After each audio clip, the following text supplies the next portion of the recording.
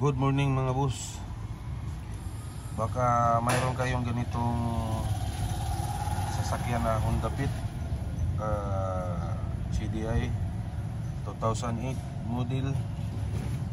Ang problema nito ay habang tumatakbo ay kumakadyot-kadyot hanggang sa minsan mamamatay siya ng makina. So ang unang iniisip ko ay baka fuel pump. Yun ang una kong iniisip. Ngayon sinik ko yung niya, yung i-check ko sana yung spark plug. Ngayon pagbunot ko sa ignition coil, mga putol pala mga lods.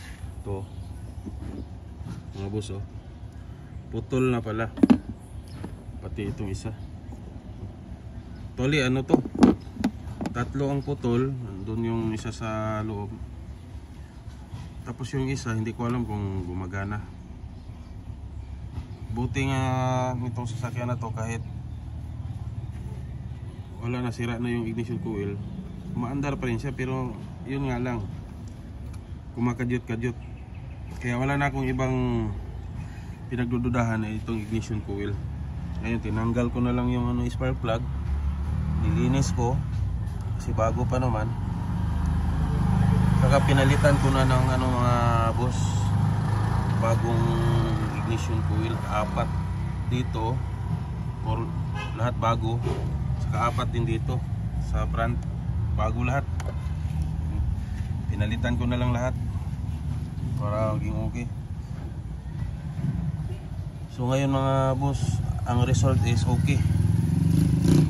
Napakaganda na ng niya, ng hatak niya. Saka talagang malakas na yung niya, yung persa ng makina. So yun pala mga boss, baka mayroong kayong ganitong ganitong senaryo ng Honda Fit natin. Basic muna, punta muna sa spark plug saka sa ignition coil, check muna, baka yan lang ang dahilan. So kung okay naman, doon na sa pangalawa, yun yung fuel pump.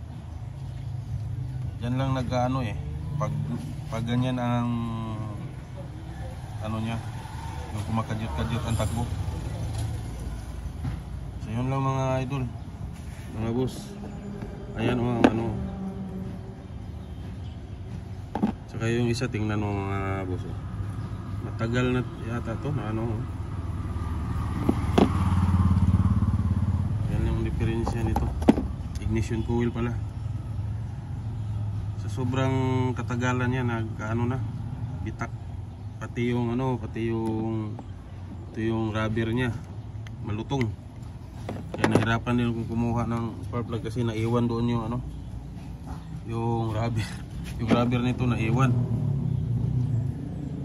Buti lang nakuha ko sa ginamitan ko ng alambre. So yun lang mga boss.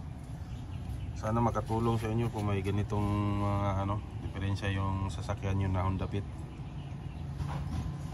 Maraming salamat at pa-subscribe naman mga boss sa aking YouTube channel.